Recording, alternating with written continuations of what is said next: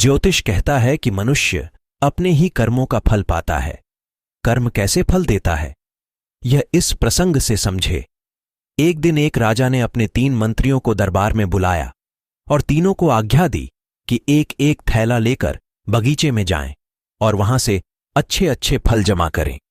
तीनों अलग अलग बाग में प्रविष्ट हो गए। पहले मंत्री ने प्रयास किया कि राजा के लिए उसकी पसंद के अच्छे अच्छे तथा स्वादिष्ट फल जमा किए जाए। उसने काफी मेहनत के बाद बढ़िया और ताजा फलों से थैला भर लिया।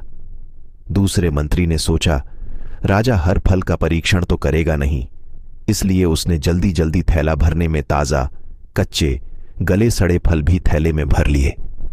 तीसरे मंत्री ने सोचा, राजा को तो सिर्फ भरे हुए थैले से ही मतलब होगा, खोलकर देखेगा भी नहीं कि इसमें क्या है।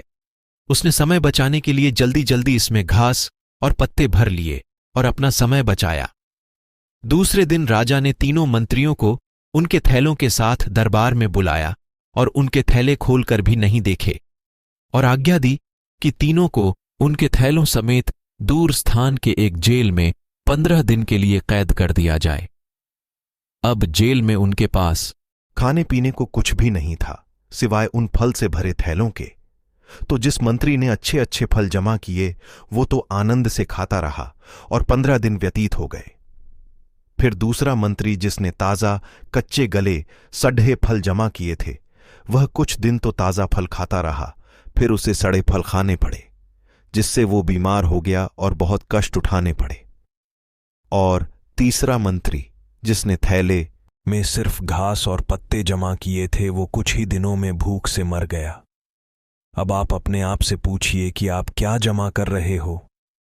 आप इस समय जीवन के बाग में हैं, जहां चाहें तो अच्छे कर्म जमा करें, चाहें तो बुरे कर्म, मगर याद रहे जो आप जमा करेंगे वही आपको जन्मों जन्मों तक काम आएगा।